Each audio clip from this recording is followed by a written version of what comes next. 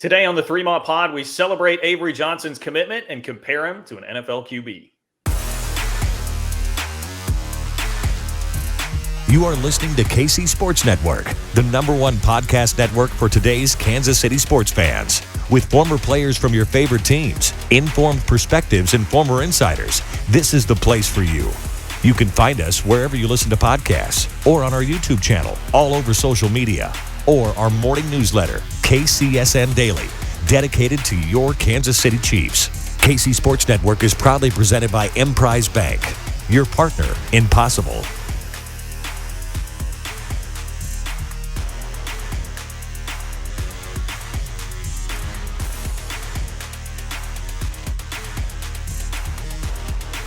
Hello and welcome into another 3-Mod Pod. I am John Kurtz, joined by Cole Manbeck, former beat writer for the Manhattan Mercury, and Derek Young of K-State Online. We have another emergency celebratory pod for you today, and that is because July 5th, we've been counting down the days for a long time now. It has been a long couple of weeks with everybody waiting to hear this for sure, but K-State now has secured the services of one Avery Johnson at quarterback, and this feels very much like a seminal moment for this football program and this football staff. Ever since Chris Kleiman was hired, we have been waiting for better in-state results, better recruiting results in general. They've started to come. Bigger and bigger dominoes have fallen.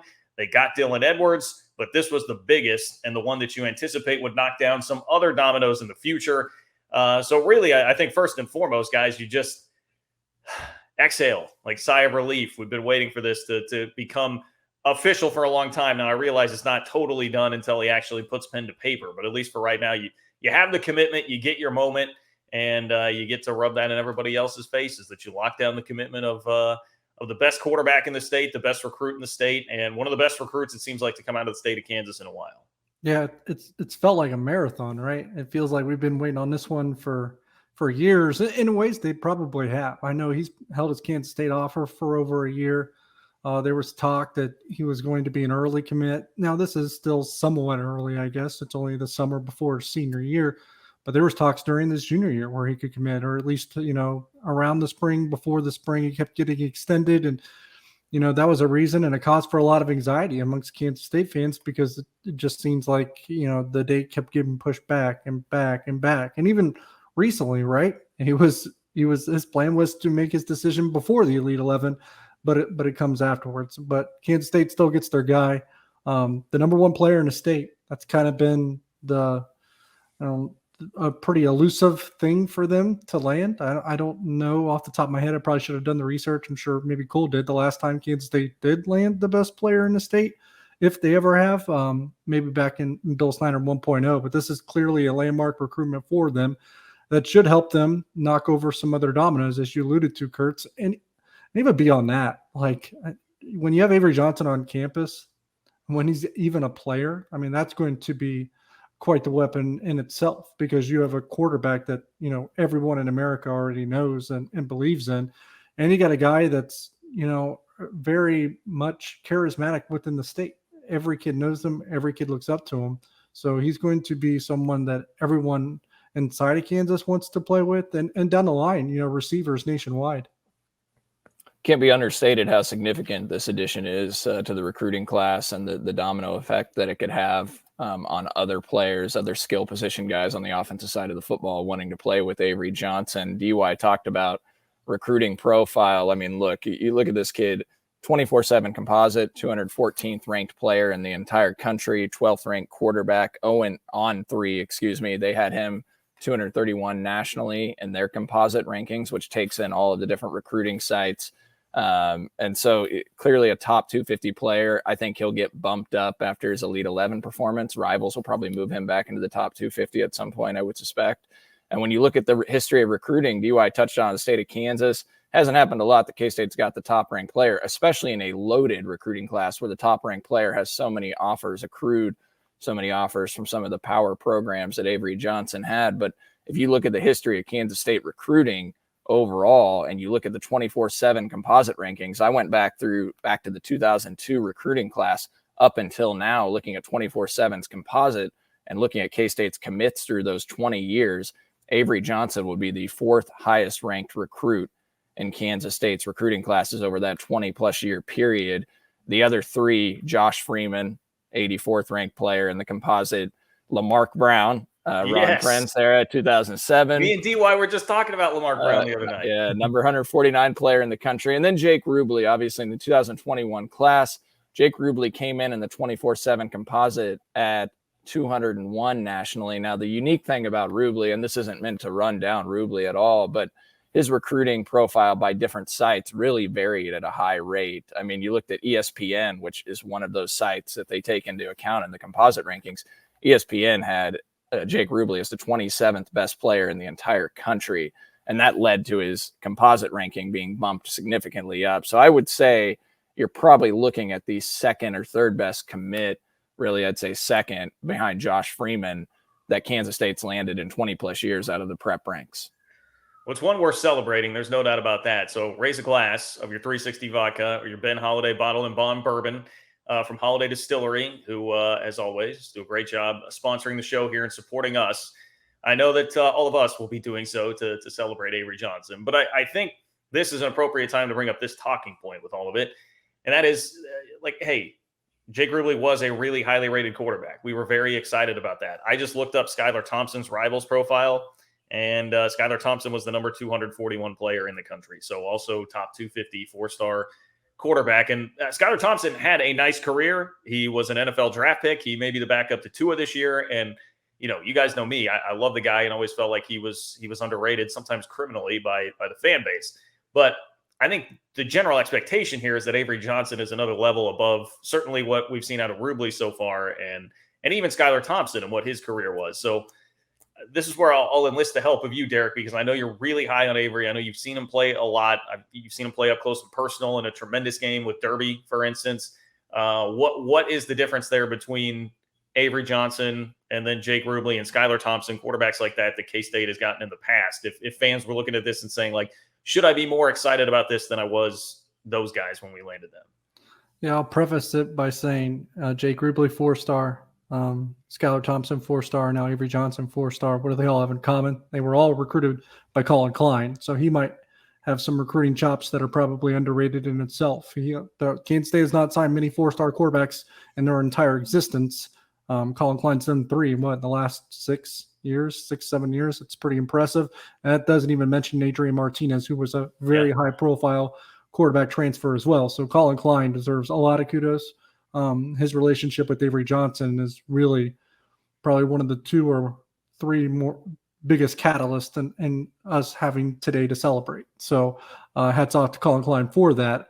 In terms of Avery Johnson, I would have him as a quarterback prospect. And this is my personal rankings, obviously, not necessarily anything from any particular network, but I think there's a pretty significant gap in favor of Johnson between he and Rubley and Skylar. I don't know that they can really be compared. Avery Johnson's athleticism compared to those 3 or those other 2 is just night and day different. He's a very quick twitch athlete. I'm not saying he's Deuce Vaughn in the open field. Very few are, but it's along those lines. He's that much of an athlete in the open field, that elusive, that quick. He is a true dual threat quarterback, but that trait of his often has his arm overlooked because he can really sling the ball too. He can really spin it.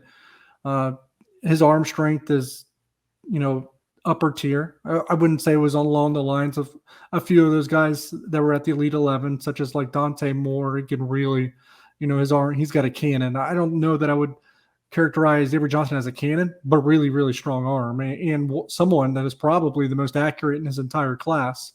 And a lot of the networks have also started to jump on this. One of the most accurate, maybe the most accurate quarterback in this entire class when he's on the run, moving to his left or his right. That's where he really separates himself probably between the other quarterbacks in the country and him. Both his mobility and ability to turn nothing into something in the open field with his legs, but also using his legs to throw because he is so good on the run.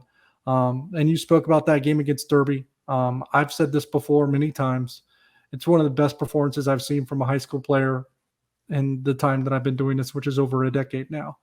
I think about that performance, which he single-handedly almost beat the best team in the entire state at the 6A level. by himself. He was running for his life all night and just was, play after play and doing it with his arm and legs. And then to put it in perspective, the other ones that come to mind is when I went and saw Deuce Vaughn play, actually, in Texas. We were going to watch Texas play or cover the game, Texas in Austin. So the night before, because he's from the Austin area, we went and covered Deuce Vaughn's game. And I kid you not, he probably touched the ball 8-9 times and scored 7 touchdowns. Like, it didn't take much. Like, every time he touched the ball, it was a touchdown. That's literally, I think he had 7 touchdowns and over 400 total yards in that game. It was incredible. And then the other one that cuts to mind for me, because obviously I covered Ohio State and high school football in Ohio quite a bit, was Braxton Miller against the best team at the highest classification in Ohio the year that he was a junior, I believe. Just almost single-handedly won the game, and he played for a team that was not really talented around him. So that's kind of the air that I put Avery Johnson in, which is pretty remarkable. And I'll say this now too, and he's in the 200s. I think you guys were saying. I still think he's criminally underrated. I think he's that good. Yeah, but maybe the many scouting services say he's the most athletic quarterback in the 2023 recruiting class. And to your point, DY, I think maybe the athletic traits and the ability to run and the 4.5 speed gets his arm overlooked, because when you watch his highlights, I mean, he throws some dimes downfield. And the ability to improvise when you watch his highlights is really impressive. I mean, there's plays where there's nothing there.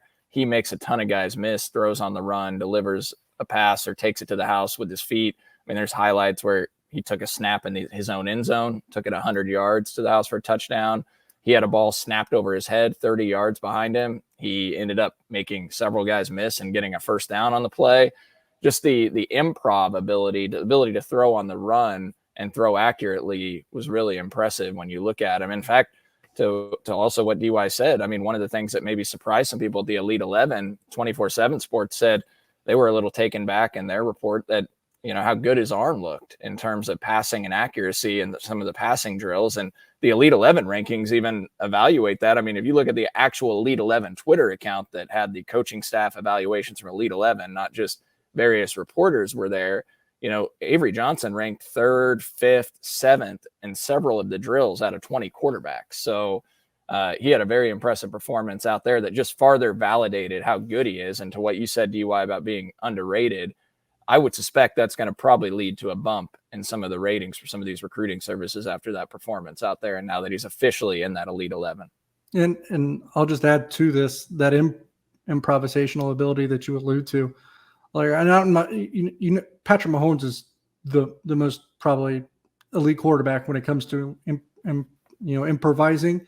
And when Avery Johnson does some of his things that he did against Derby, it was along those lines. So that's not saying he's Patrick Mahomes. I don't know that. I think you just said he was Patrick Mahomes. I think K-State was Patrick Mahomes. I don't know that there's going to be another Patrick Mahomes in that light, but he's close to it, at least in that particular trait, the improv ability. And just from talking to people that know Avery Johnson very, very well, and it can provide almost and I've gotten to know Avery a little bit too, and just able to provide an evaluation of the mental side of things, or just not everything that you can see on the field and in the film.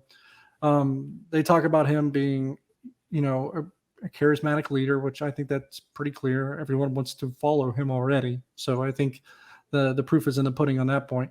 But second, like one of the most ultra competitors that they've ever gotten to know, a lot of people. So this is a guy that's really, really driven. I mean, he travels to Kansas City back and forth in several weeks to work with, Justin Hoover, who works with the Elite 11 as a quarterback coach in Kansas City. So he's really driven, a lot of ambition, and he wants to be the best. When it comes to competing, nobody wants to win more than him. So not only do you love what you see on the field, you love what you hear about him off the field.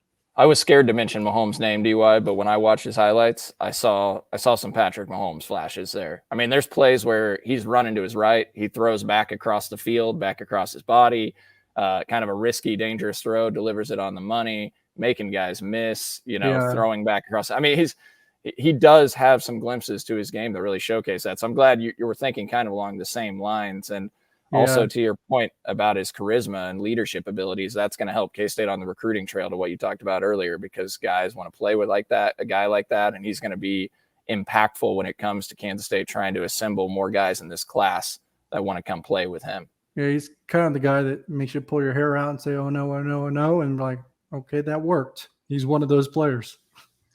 Which would make sense that he would have some Patrick Mahomes in his game, because like quarterbacks with athleticism are going to start having Patrick Mahomes in their game. I'm sure we'll see more and more of that, with the way that he's taken over the NFL. And the Elite 11, I think, is when I raised this original question, like what separates him from Skylar Thompson and what separates him from Jake Rubley, Elite 11 is a part of that. I mean, making the cut at Elite 11 certainly is another tier up. And again, hopefully that will be reflected in the rankings, as you guys have already mentioned. I mean, to me, it puts him, he's much more in the caliber of Josh Freeman than he is those other two guys that we've mentioned. And I know that Freeman's a polarizing figure because of like what happened during his time at K-State, but he was an incredible talent, obviously being taken on the first round of the NFL draft, and was, at least had a foray with one decent season as a starter in the NFL. The dude was an incredible talent. So Avery, much different kind of player. Don't get me wrong. I'm not trying to say he has the arm necessarily of Josh Freeman, but in that caliber of talent, I think here in what K-State's landing.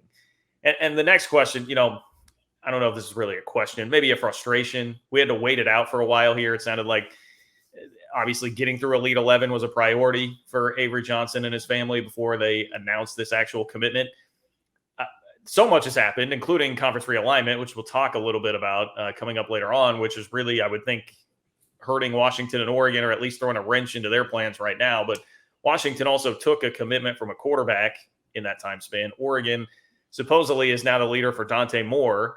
So it started to become very obvious here where Avery Johnson was going. And that's all great. It kind of put the fans probably at ease a little bit, but wouldn't you have rather had this happen when it looked like everything was still on the table, fresh off the visits? He could have committed anywhere. Like, it would have looked better for both Avery and K-State, but I digress. Yeah. I mean, if you're Kansas State, you probably don't care how you get them as long as you get them. And obviously that leaks into December. That'll be the most important time. Make sure. And that's not me alluding to anything with Avery Johnson. Most people said that when he makes his decision, he's not listening to anything else. I think even insiders from Oregon have suggested that, which is why they were, discussing Avery and how they had to approach it. Because once he makes his decision, he's not turning back. And knowing Avery Johnson, I wouldn't really expect him to do that. But yeah, if you're Kansas State, you probably don't care how it happens as long as it does happen, especially when you're kind of probably getting a little anxious and having some paranoia about some others in the class. And, not that they're having any problems. They still have Dylan Edwards, Andre Davis, Avery Johnson, Donovan McIntosh. They feel very good about what they've assembled, but there's been some hiccups here and there too. Not everything's been sunshine and rainbows. So as long as you get them secured, they're probably not going to care.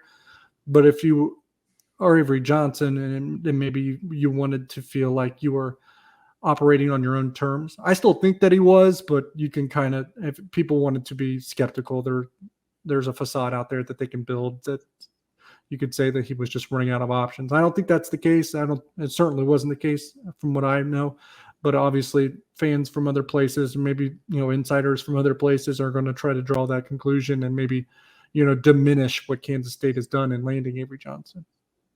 Well, I'm not going to diminish the accomplishment of it because it took so long pursuing him. Like you said at the beginning of the pod, it was a marathon. And I think it's clear that Colin Klein had a huge impact on this. I think this is another one of those things. And I remember saying it at the time, even as frustrating as it was, just absolutely maddening, like losing that Texas game the way that it happened at the end of the year. But that seemed to be the real catalyst for like, hey, we've got to make a change with what we're doing offensively. Yep. Make the change at offensive coordinator, make the change at wide receivers coach with Thad Ward, which has clearly paid huge dividends. And, maybe not the Ward part so much here with Avery, but Colin being the offensive coordinator seemed to have a huge impact on how the recruitment was going with Avery Johnson. It did. So the Colin Klein impact is twofold. He recruited him perfectly. He knew what buttons to push and when. Avery's, really works a tight schedule. He's a 3-sport athlete, and he's very, very good in all 3 sports. And he has a tight schedule, and he does a lot of training for each of those 3 sports. And he's on the phone a lot with, different coaches, just he was very thorough in his process. So he didn't have a lot of time and space. And I think Colin Klein probably respected that part of his life the most. And I think that benefited Kansas State because Colin Klein operated in that way, was that respectful of his time. And like I said, knew what buttons to push and when. So that was perfect. And then the second part, And I'll be blunt here. If they don't hire Colin Klein to be the offensive coordinator, and if they're not changing the offensive system, which we know that they are, to a system that is much more friendlier to the quarterback, they don't have a chance. They're probably not in this top 3, maybe not even the top 5. So that move accelerated Kansas State's chances, increased them quite a bit, and then Colin Klein did the rest. But that move and change in philosophy on offense played a large role in at least entering the discussion instead of just being on the periphery. Sometimes you got to take your medicine, so to speak, for good things to happen. And I think that's what that Texas game was, as much as it really stings at the time. And you'd rather not have to go through like those kind of lessons to make them happen. But I think ultimately at the end of the day, it's like, what do we really care about, whether last year would have been an 8-4, maybe 9-4 season, as opposed to now 8-5. And it looks like this year's team is going to be great. And next year you're going to have Avery Johnson at quarterback. And I guess that would bring me to another question I feel like a lot of people would have here is, look, obviously writing on the wall at quarterback, Adrian Martinez is going to be here for 1 year. Then, you still have Will Howard, but I don't know that anybody is feeling very confident about that. Like, what are the odds that Avery Johnson is ready to go right away year one? And how badly will K-State need that to be the case? From a skill perspective and what he can do to an offense, I think he can be ready in year one. I really feel that way. From a durability and maybe size perspective, he probably needs a little bit more meat and bulk on him before you're completely comfortable with that sentiment. Not saying it can't happen. It can still happen. And I think he's playing to some extent in year one. I really do. And ultimately, some of the buzz and the hype around this type of landmark recruitment kind of puts the pressure on you to do so in ways. I think that can play into it. I certainly do. I think that if I had to guess today, I think that Will Howard probably gets the call first. But then I think ultimately we're going to see both quarterbacks next year. Yep. I'd echo what DY said. I think we'd see both quarterbacks. I think Will Howard, unless Kansas State went out and got another 1-year transfer type to hold the fort, I would suspect Will Howard will be the starting quarterback to start the season next year. And then as the season goes along, they may sprinkle in Avery Johnson at some point. And he could also be that change of pace quarterback that they bring in a game, with his athletic traits and capabilities. Again, he can clearly throw the ball well. He's a complete quarterback, but somebody that they run out on a sweep or something, a QB sweep. They're not going to be running him wildcat right up the middle, right? But he is a guy that, with his athletic speed and everything, the traits that he brings to the table, a guy that they could get on the field at some point as a change of pace in a game.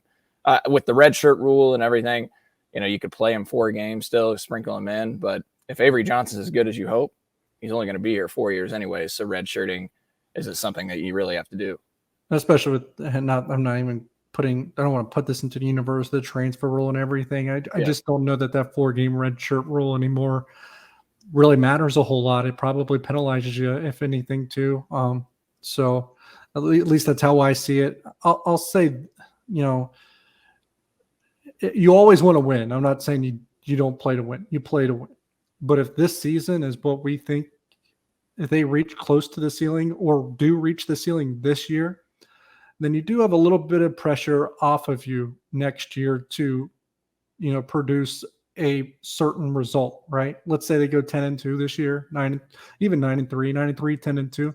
The pressure comes off of you a little bit and allows you the freedom to, wiggle around a little bit with Will Howard and both Avery Johnson next year, just to see what you have and to find whatever is, right for that team and right for the future going forward. So if they can accomplish what we think they're capable of accomplishing this year, they'll have a lot more freedom to wiggle and kind of finagle how they want to play next year. And there might be some pressure going into that 23 season too, just in general, because it'll be the new schools coming in, theoretically Texas and Oklahoma's last year potentially in the league. Like you're going to want to have a nice year, but yeah, you can only do what Avery Johnson would be ready for. I think what this really ensures is, like now, and sure, like Will Howard could transfer, some things could change. Maybe you would still try to pursue a grad transfer quarterback in some way, but I guess as it stands right now, it makes it seem like extremely unlikely that you're going to have to pursue a grad transfer quarterback or transfer. I don't know why I'm saying grad transfer, like it has to be that, but just a transfer quarterback, for a second straight year. I don't think you're going to have to do that, because I can remember us having that conversation. Like, we're What are they going to do here for a couple of years? It felt like at one point in time when it didn't look like things were going well for Avery that may be the case, that they would have to be hitting the portal once again for. And now that you have Avery, I don't think you want to tempt fate at all either. So No. So I think you almost have to eliminate transfer as a possibility. Yeah, I'm with you on that. I would not want to screw with this at all. So now who's coming with him? Okay, Arch Manning commits to Texas. Slew of commits start flowing in. You see that effect happen a lot, especially with a big quarterback. When a big quarterback recruit lands somewhere, it can really be a prelude of things to come. Where are these guys that could be connected with Avery Johnson? Are we talking about like Lane and Manning, and what are the odds that they actually wind up here? Yeah, Lane and Manning, Jacoby Lane from Arizona, receiver, and Joshua Manning, receiver from Lee Summit. Those are two that are, have those connections to Avery that are certainly going to be discussed and I'm part of the equation. But there's questions there, right? I mean, Jacoby Lane, it sounds like he has other schools poking around on him that could maybe tip the scales on his recruitment, or at least open it back up, even though he was very much email there for a few weeks, according to his social media platforms. Joshua Manning, there was a lot of momentum there for Kansas State to land him just a few days ago, and now I don't know if it's cold feet a little bit, but he wants to take a little bit more time to contemplate his decision and consider, some of his other options, maybe like Missouri and Arkansas. So I don't want to say they took a step back with those two, but the forward momentum halted a little bit on both, in my opinion, just from the information that we have gathered. But can the actual announcement of Avery Johnson shift those things back in your favor? That's something we're going to find out in these next few hours, next few days, next few weeks. If just the simple announcement from Avery that it's actually done, and not just probably done, can change the tides in those two. But aside from that, some of these have already unfolded, because I think they were pretty much assured or felt very confident that Avery was coming to Manhattan, right? Dylan Edwards already committed. Andre Davis already committed. So some of it's already taken place, and maybe takes away from a little bit of that rush. I know you talk about, the rush that Texas has got since Arch Manning. I think Miami's experiencing the same thing since landing Jaden Rashada. There's two offensive linemen out there that appear to be close to decisions too. And I think they have had their eyes on, what's happening with Kansas State and Avery Johnson. Good players want to play with good players. That's Hank Zelinskis from Colorado. They're going up against Colorado. Maybe you can use realignment in your favor on that front. And then with Jackson Fulmer, the offensive lineman from Idaho, he's visited a few times. I'm kind of surprised he hasn't already committed. So those come to mind as well. And I imagine that we'll probably hear about new names that haven't necessarily been associated with K-State yet that might hop into the picture just because Avery is now into the picture. And those probably rush to the surface in the next few weeks. The last week of July is something to watch. It's the only open period between now and the start of the season. And the dead period started after the last weekend in June. We're still in the dead period now. It opens up for 1 week at the end of July. I would watch that week, because you can bring guys in on unofficial visits, and maybe you try to close a few that you haven't otherwise done so already. And if Joshua Manning still is uncommitted at that point because he's really still torn between Kansas State and Missouri, for example, maybe both of those schools try to bring him on an unofficial during that time. But that's a recruitment that is one to watch, probably the recruitment to watch in the next few weeks to see how it shakes out. It was really generating a lot of Kansas State buzz there for a moment, and we'll see if they can, probably ratchet some of that back up now that Avery is officially in the fold. And you're saying that it cooled on Lane a little bit just because of interest from other schools? I don't know if I would say cooled a little bit, but I think he's just broadened his horizons a little bit. He's not tweeting about Kansas State every day, like he was there for a moment. I think there is some schools that are believed to be talking to him that are very, very close to entering the picture. I don't think that's Georgia or Tennessee to visits to both, and that didn't result in offers. There was an interesting prediction on Oregon on him, and they haven't even offered. So that's probably one of those schools that's kind of lurking right now that can maybe cause, I wouldn't say complications, but cause a little bit of resistance for K-State in terms of landing Lane. Well, he won the MVP of the wide receivers at the Elite 11, right? And so now he's starting to blow up even more. He's a very talented kid, and I think I also read USC maybe poking around a little DY, and obviously Lincoln Riley's offense. That's hard to turn down. Now the realignment stuff shifts a lot of that, but we'll see what happens there. Obviously, both would be gigantic gets, and if you're a K-State fan, you hope you can at least get one of them. Yeah. First of all, K-State's been drilling Lincoln Riley on the recruiting trail lately, so good luck, Lincoln. Good luck. And second of all, Oregon, come on, please. The school that's about to be on their knees begging to get into the Big 12 here, Oregon. We're gonna that's the competition here. Why don't you find a conference, Oregon? How about that? That's fair, and I do think that we're going to hear about some other wide receivers that are probably pretty well decorated that we haven't heard about yet. I kind of got like a little whisper in my ear that there was 2 of those that they were expecting to maybe receive some interest from once Avery was in the fold. So we'll see how that happens. And if you're going to ask me who that is, I actually don't know. I just was told, two other receivers that could become intrigued by the opportunity at K-State, assuming Avery Johnson is part of that scenario. Thought that I just had. Now, of course, in the next 24 hours between now and when this pod is actually officially released, Oregon's going to get a Big Ten offer. Book it, mark it down, and it's going to make me look like an idiot. So if it does, you guys will know exactly what happened. Speaking of conference realignment, though, that's all happening again. What does it mean for K-State with USC and UCLA off to the Big Ten? We'll talk about that coming up next. All right, back here on the 3-Mod Pod to close up shop this week. We are talking conference realignment because it is conference realignment season once again, less than a year after Texas and Oklahoma bolted for the SEC. Now the same thing has happened to the Pac-12 with USC and UCLA opting to go to the Big Ten. They will start play there in 2024. Now we have a report out that as of today, when you're hearing this, the Big 12 was, according to Arizona's 24/7 sports site, Wildcat Authority, the Big 12 was supposed to be meeting with Arizona, Arizona State, Colorado, and Utah.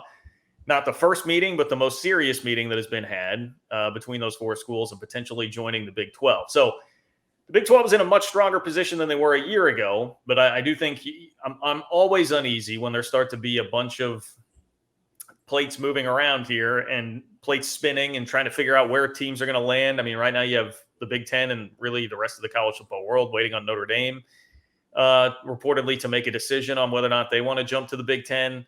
Stanford has been a rumored partner there. If they were going to go, Oregon and Washington have been described as kind of tweeners that reportedly would not meet the monetary threshold the Big Ten would need to actually add money per school.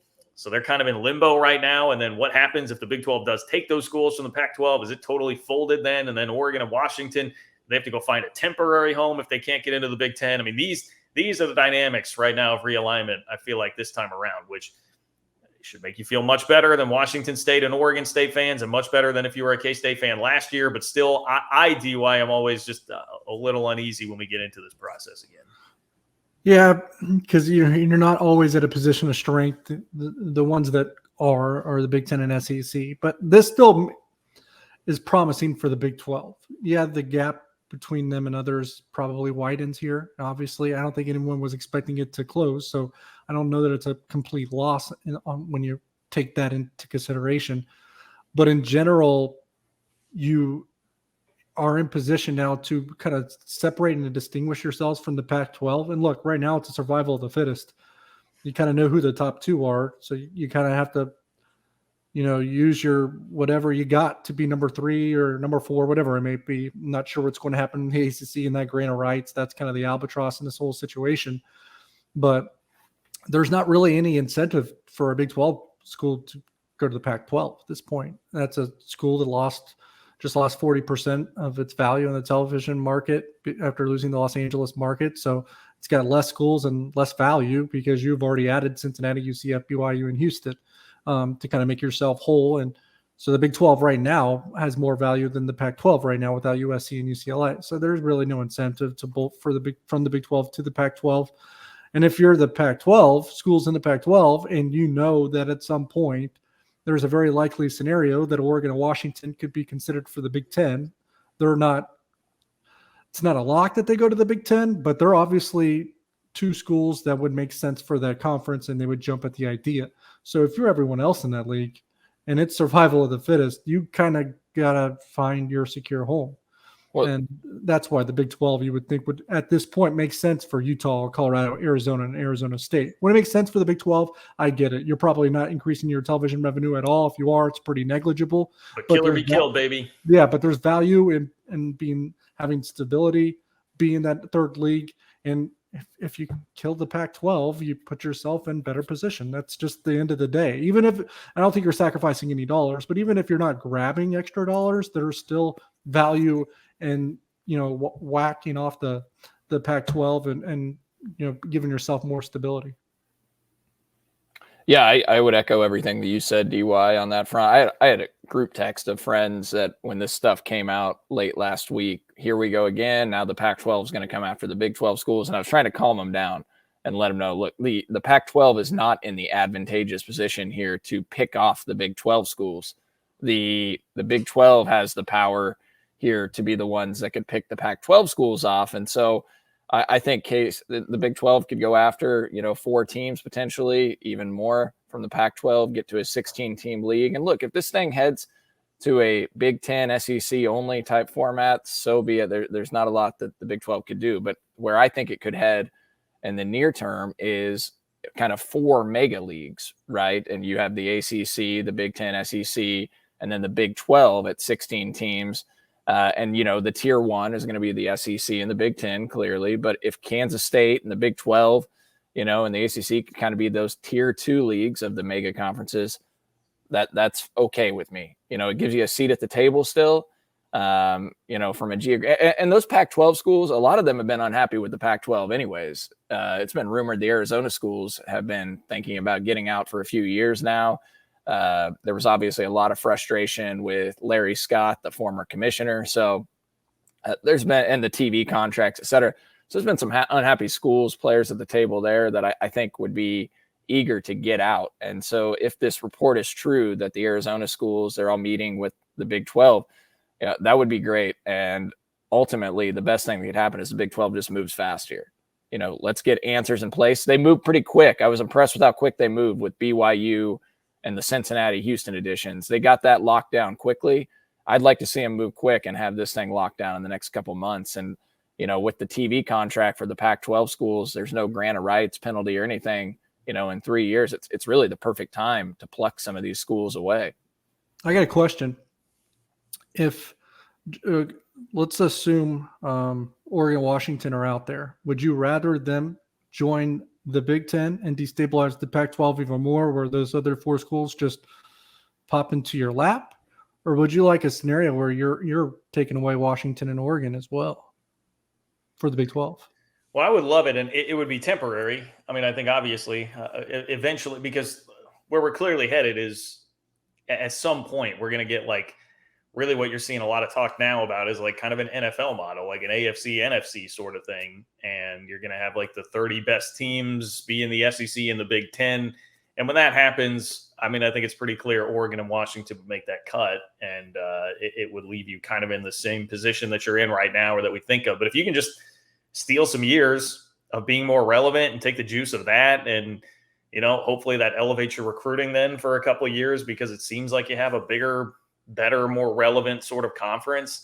I would just take that and run with it and take all that you can from it. And, I don't know. I'm trying to think of the math in my head.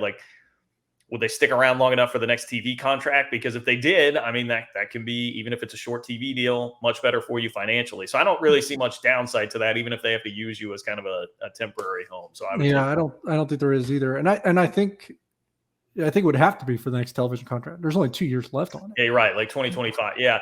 It's like everything's moving so fast now, but the Big Ten, 5 years, going to make a decision and then sign their next deal. So that'll put some of it to the side for a little while, I think. So. Yeah. So if Big Ten signs their new deal and Oregon and Washington aren't a part of that world, then I think you take them, because then you could probably, because the Big 12 deal's up in a year and a half, I think, or 2 years, whatever it may be. And then you have Oregon and Washington part of that. You're probably going to steal 4 or 5 years from them.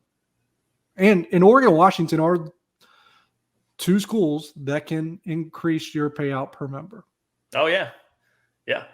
No, they don't meet the numbers that were reported from the Oregon side of things, where that Oregon and Washington add like $60 million per year of value, and the Big Ten needs 143 to actually have it like add value to every single school. So they would, and there's talk of like, could Phil Knight subsidize some of that and make it happen for Oregon? I think those are the conversations Oregon's desperately having right now. The other thing that tells you is like, hey, if Oregon and Washington combined aren't meeting that threshold, there's no way that Kansas, who's had its eye on the Big Ten for a long time, is meeting that threshold either. But yeah, and that's a big threshold. I mean, let's be honest. The only school that's meeting that is probably Notre Dame. Notre Dame. Yeah.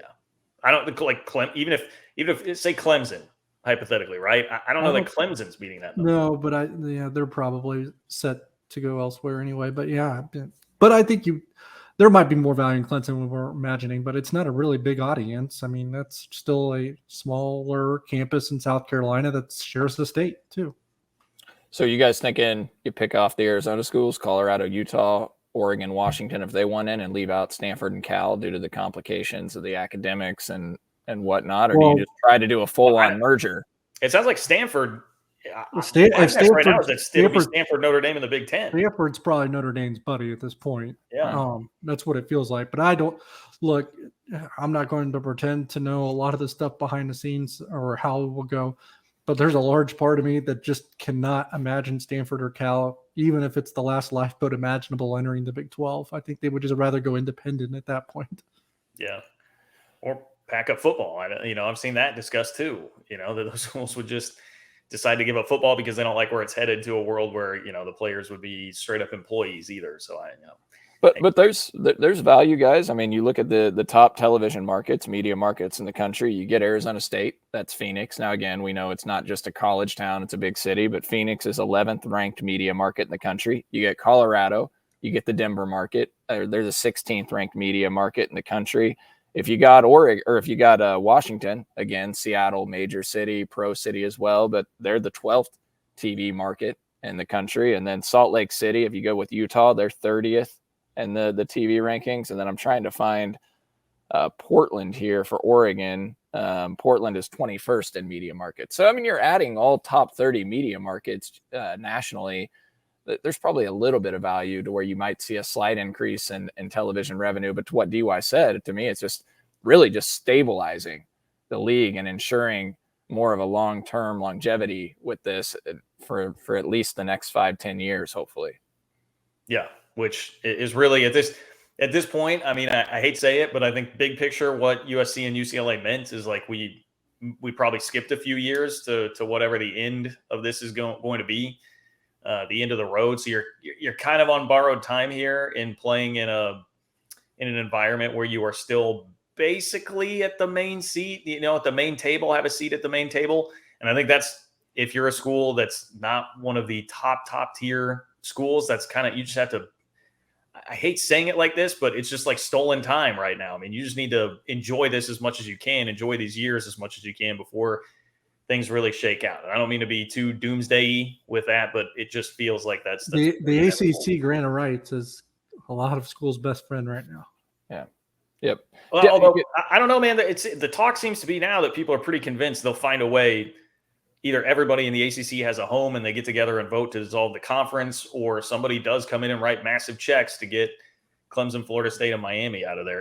There seems to be more and more chatter about that. Those checks would be unimaginable. In terms of just finding everyone a home to dissolve it so that the grant of rights is not worth value, that is a possibility. I don't think that the Big Ten and the SEC would want as many schools as that would take, so they would have to have the Big 12 play ball almost and take some of the schools. But to do that, you're going to have to offer Big 12 an incentive to do that too. And maybe the Big 12 becomes a lot more whole financially just because they agreed to do that too, just so we can get to that next. And then you do have but then they are forced to kind of carry 3 leagues into whatever next world it is. I've got an idea, guys. Let's have Missouri and Nebraska both get kicked out of their leagues because, I mean, what are they bringing to the table at that point?